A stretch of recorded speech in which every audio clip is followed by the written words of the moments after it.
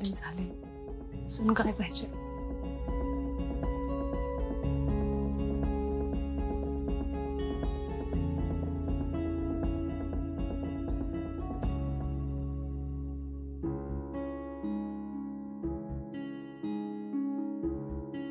ताई, अगं आपलं ठरलंय ना काही दिवस विक्रांतशी बोलणं कमी करायचं. तू ताई आहेस का माझी? सारखं सारखं नको सांगत जाऊस मला. अगं ताई तूच आहेस, मी फक्त सांगतेय तुला. तुझं जे काही चाललंय ते पाहते. हा मी आतापर्यंत 10दा फोन हातात घेतलास, मेसेज आला की फोनवर झेप घेतल्यासारखी करतेस. काहीतरीच कॉलेजची कामं असतात आणि टीचर्स ग्रुप, स्टडी ग्रुप. आता काय मी कामाचे मेसेजेस पण नाही बघायचेत का? हो, तू चिडतेस कशाला? मी फक्त सांगते तुला. मी पण फक्त सांगते तुला. आणि विक्रांतला पण मी सांगितलंय की मेसेजेस नको पाठवत जाऊस आणि कॉल नको करत जाऊस. पण तू ऐकणार आहे का? शेवटी आमचं असं ठरलंय की गुड नाईट आणि गुड मॉर्निंग असे दिवसातून 2च मेसेजेस करायचे. पण गुड नाईटचा पण मेसेज नाही आलाय त्याचा, म्हणून सारखं सारखं फोन बघत होते. तुला माहितीये ना कसा आहे तू, प्रत्येक गोष्ट मनाला लावून घेतो ग, म्हणून काळजी वाटते त्याची. बरं ठीक आहे, तू काळजी करू नकोस. तू कर त्याला गुड नाईट मेसेज, येईल त्याचा रिप्लाय. हा, हे मी करू शकते.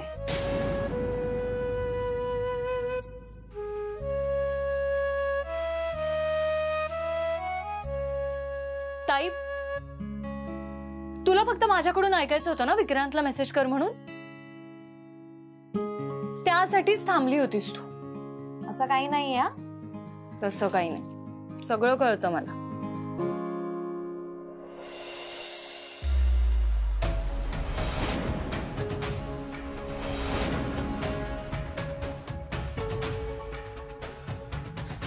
तुम्ही निघा इथून, कोणी थांबू नका इथे, जा बाहेर.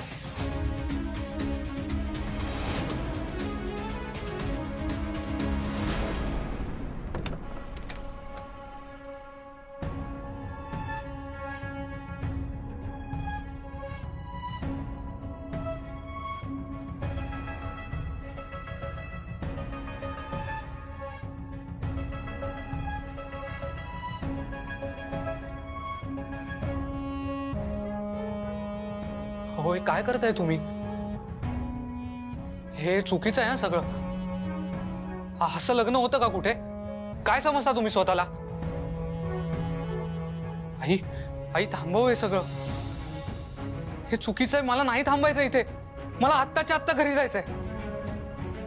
विक्रांत, ऐक, तू जरा शांत हो.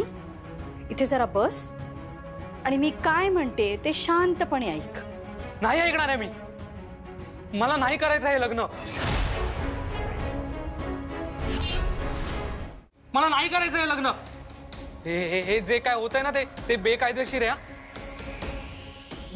मी पोलिसात तक्रार करीन आणि सांगीन त्यांना मला डांबून ठेवलं होतं यांनी. हे असतील मोठे लीडर, पण मी नाही घाबरत त्यांना. आणि का करायचं मी यांच्या मुलीशी लग्न? मला नाही आवडत सारिका, अजिबात नाही आवडत. आई, मला आरतीशी लग्न करायचंय. वहिनी, मी बोलते त्याच्याशी, नका काळजी करू. विक्रांत, अरे तुला कसं समजत नाहीये? सारिका खूप चांगली मुलगी आहे, तुझ्यावर प्रेम करणारी मुलगी आहे. आणि तू त्या आरतीच्या मागे धावतोयस. हे बघ, आम्ही जे काही करतोय ना ते पूर्ण विचार करून करतोय. तेव्हा आता मी जे सांगीन ते ऐकायचंय. नाही, नाही करणार मी सारिकाशी लग्न. विक्रांत, डोकं जरा शांत ठेव आणि विचार कर. अरे नुसतं लग्न होणार नाहीये हे. 2 कुटुंब एकत्र येणार आहेत आणि तुला कल्पना सुद्धा नाहीये सारिका बरोबर लग्न करून तुझा किती फायदा होणार आहे. माझी सगळी इस्टेट, माझा बिझनेस सगळं तुझ्या नावावर करेन मी. मग आयुष्यभर सुखात जगशील तू. तुला काहीही करायची गरज लागणार नाही. इतकं आहे माझ्याकडे. आणि सारिका तुझ्यावर जीव ओवाळून टाकेल.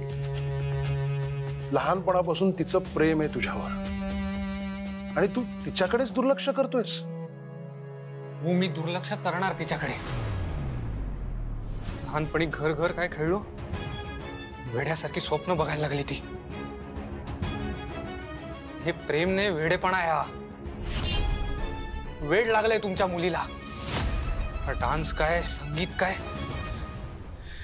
मी अशा वेड्या मुली बरोबर माझं आयुष्य घालवू शकत नाही.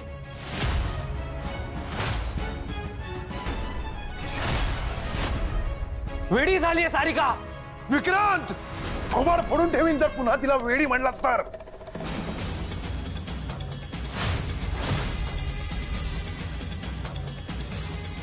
तू जबाबदार आहेस तिच्या या अवस्थेला. तुझ्यावर प्रेम आहे तिचं. तिला लग्न करायचंय तुझ्याशी आणि तू. वहिनी, समजवा याला. पुन्हा जर हा सारिकाला असं काही बोलला तर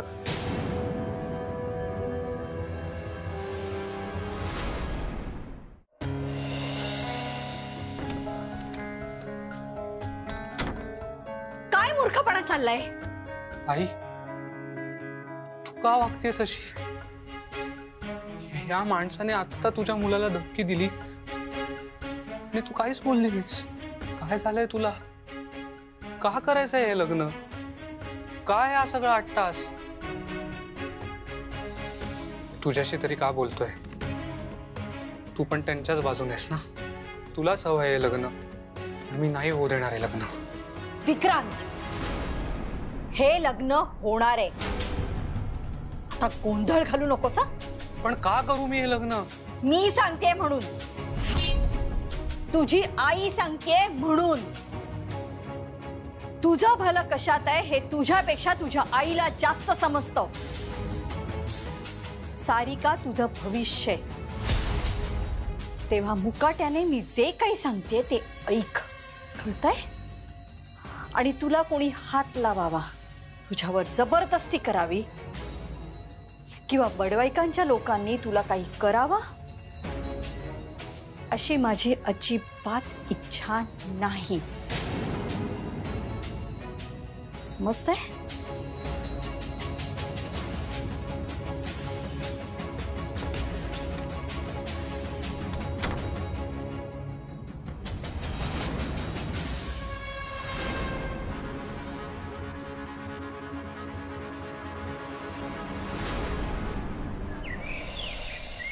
आणि या क्लायंटशी तू कॉन्टॅक्ट कर. आणि त्या ऑर्डर नंबर 34 का बाई?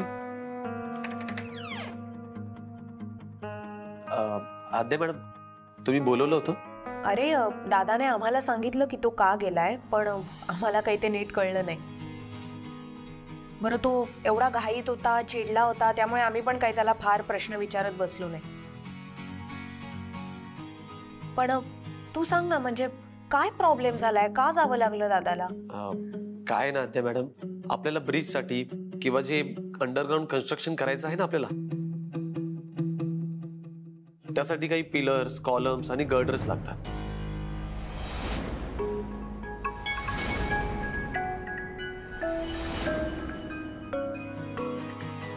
आणि मग त्यासाठी काही वेगवेगळे रॉ मटेरियल्स, त्याची गरज लागते. पण ते वेळेवर न पोहोचल्यामुळे ते सगळीच कामं आपली डिली झाली. आपण त्यांना ऍडव्हान्स मध्ये पेमेंट करूनही हा गोंधळ झालाय, म्हणून सरांचा पारा चढलाय. आता सर डायरेक्ट फॅक्टरीमध्ये जाऊन या सगळ्या मटेरियलची सप्लायची व्यवस्था करणार आहे. विजय, हुशार आहेस हा तू खूप. म्हणजे मला वाटलं नव्हतं की तुला एवढं सगळं माहिती असेल. हो ना सार्थक? मग हुशारच आहे तो. काय आद्या मॅडम, चेष्टा करताय का माझी? नाही नाही, आम्ही चेष्टा का बरं करू. मी खरं सांगते विजय, आता तुम्ही हे सगळं सांगत होता ना, तेव्हा मी मन लावून ऐकत होता आणि मला सुद्धा धक्का बसला की तुम्हाला कामामधलं सगळंच माहितीये. अमूल्य मॅडम, मी वेदांत सरांसोबत 5 वर्ष आहे, 5 वर्ष. जर मला कामाची माहिती नसती तर मी टिकलो असतो का इथे? मग तुमचे सर तुम्हाला राजीनामा द्यायला का सांगतात? अहो, तो आमच्या दोघांमधला एक खेळ आहे. म्हणजे ते राजीनामा मागतात, मी देत नाही, पण तरी ते मला कामावरून नाही काढत. का सांगा आते मॅडम, तुम्ही सांगा का ते? आम्हाला नाही माहिती काही. मी सांगतो ना. तुम्हाला खरंच असं वाटतं का की माझे वडील तुमच्याकडे नोकरीला होते म्हणून सरांनी मला इथे कामाला ठेवलंय? अहो, शक्य तरी आहे का?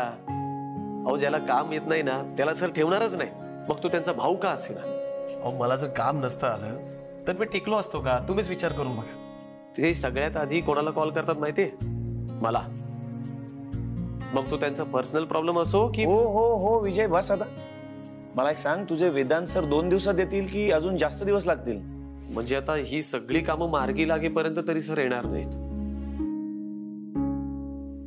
पण मला ना एका वेगळ्याच गोष्टीचं टेन्शन आहे. आता मी इतका विचार करतो ना त्या गोष्टीचा की म्हणजे बघा ना, सरांच्या लाईफचा ग्राफ कसा असा वर जाणारा होता ना, पण आता अचानक कुठेतरी माशी शिंकली हो. म्हणजे जे आता गेल्या 5 वर्षात कुठल्या अशा गोष्टी झाल्या नाही ना, त्या गोष्टी अचानक घडायला लागल्या. म्हणजे बघा ना, आधी ती पोलीस कंप्लेंट, मग त्यांच्या भावाचा प्रॉब्लेम, ते भावाचा प्रॉब्लेम सोडवायला गेले त्यात अजून प्रॉब्लेम, घरचे सगळे प्रॉब्लेम संपत नाहीत त्यात हा परत मटेरियल न पोचण्याचा प्रॉब्लेम. मला तर असं वाटतंय की सरांचे ग्रह ना जागेवर नाहीये. आद्या मॅडम, तुमच्याकडे पत्रिका आहे का त्यांची? ते म्हणजे आपण दाखवून तरी घेतली असती ना. पहिल्यांदा मुद्द्याचं बोलतोस. पॉइंट. पर्सनल आणि प्रोफेशनल लाईफ मध्ये अचानक संकट आली आहेत वेदांत. हो ना, पण मला वाटतं की हे सगळं का घडतंय हे आपण शोधून काढायला पाहिजे. यार, माझा विश्वासच बसत नाहीये. आपल्या सारिकाचं लग्न असं होणार आहे का? जरा शांत राहा आता. सारिका तयार होतीये, आपण जाऊया का? काकांना आपल्याशी जरा महत्वाचं बोलायचं, ते ऐकूया आणि मग जाऊया.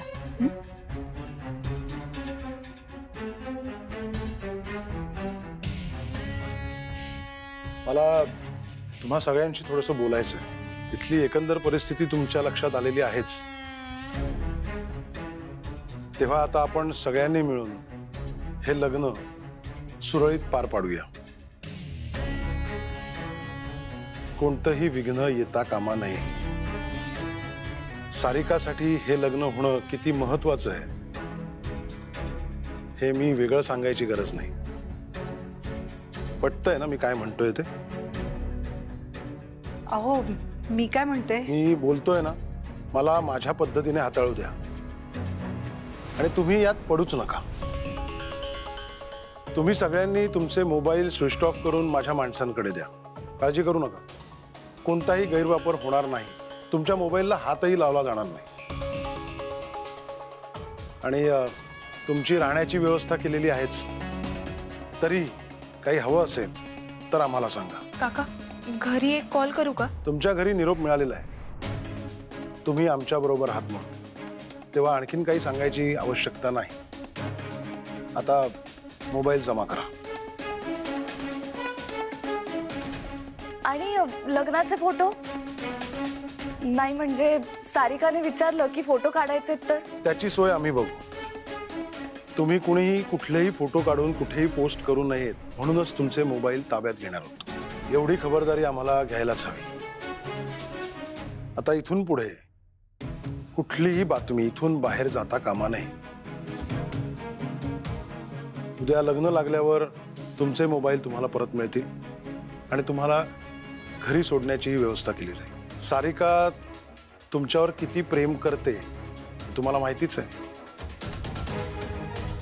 त्यामुळे तुम्ही तिच्यासाठी इतकं नक्कीच करू शकता. अनिल,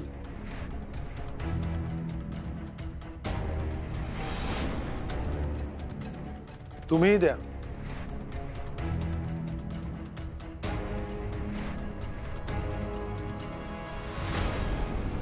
काका, तुम्ही जे सांगाल ते आम्ही नक्की करू सारिकासाठी. काका, हे लग्न अगदी सुरळीत पार पडेल. तुम्ही अजिबात टेन्शन घेऊ नका. आम्ही सारिकासाठी एवढं तर नक्कीच करू शकतो. हो हो, का नाही. तुमच्या या उपकारांची परतफेड मी नक्की करीन. अगदी नक्की. शब्द आहे माझा.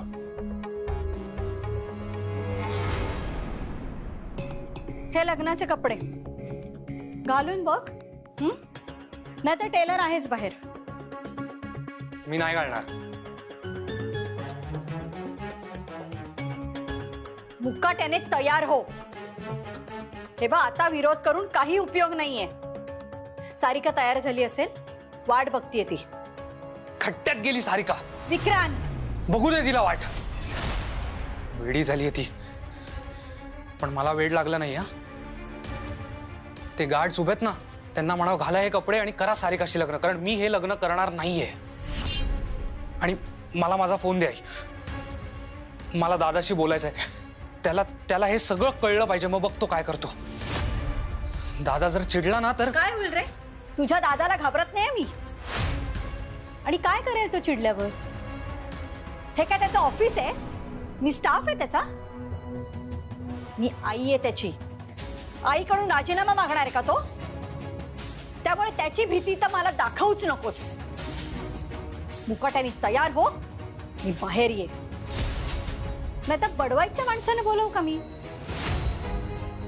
ते छान तयार करतील तुला. आई, तू हे बोलतेस? माझा विश्वास बसत नाहीये.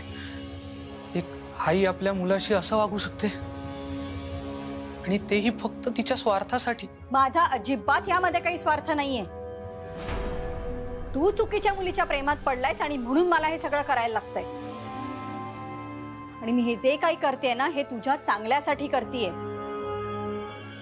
आणि या सगळ्याला जर तू मला माझा स्वार्थ म्हणत असशील, माझी काहीच हरकत नाहीये. पण हे सगळं मी आपल्या भल्यासाठी करतेय. तुला तुझ्या मुलाचं सुख कशात आहे ते कळतच नाहीये. कळतंय ना, खूप चांगलं कळतंय. माझ्या मुलाचं सुख आणि भवितव्य यात एकाची निवड करायची झाली ना, तर मी तुझ्या भवितव्याची निवड करेन. त्या आरतीच्या प्रेमामध्ये अंधळा झालायस तू. अरे, तुझं भवितव्य त्या मुलीच्या मागे वाया घालवू नकोस. तू बाहेर जा आधी. मी जाते, पण तू पळून बळून जाण्याचा काही विचार करू नकोस. उगाचच हातपाय मोडून घेशील. तेव्हा तुला आवडतील ते कपडे घाल आणि तयार हो. नाहीतर हे लोक हातपाय मोडतील. वा, काय पर्याय दिलाय आई साहेबांनी. या तुम्ही, होतो मी तयार. Good boy.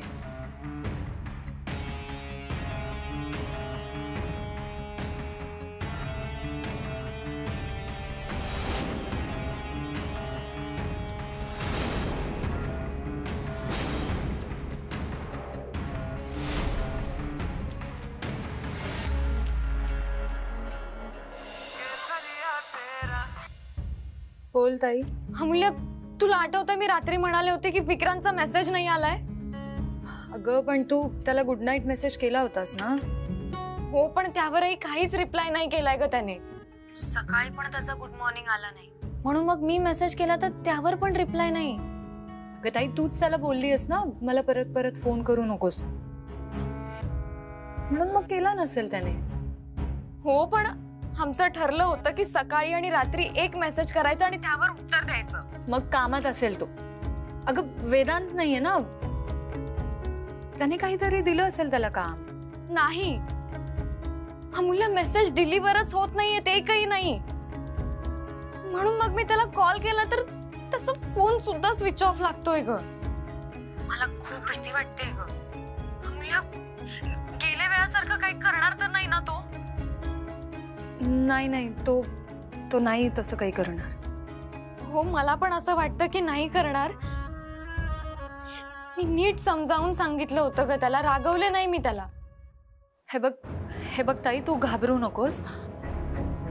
मी एक काम करते, मी आद्या बहिणीला विचारते, तिला माहिती असेल. तू नको बरं टेन्शन घेऊस. इतक्या दिवसात असं कधीही झालं नाहीये ग. मी मेसेज केला की लगेच त्याचा मेसेज यायचा. मी कधीही कॉल करू शकते म्हणून तू कधीच फोन बंद ठेवत नाही. त्याचं फोनचं चार्जिंग संपलंय असं सुद्धा झालेलं नाहीये कधी. मला आता खरंच खूप भीती वाटते. ताई, तू टेन्शन नको घेऊस. मी बोलते आद्या बहिणीशी, तुला करते कॉल बॅक. ओके?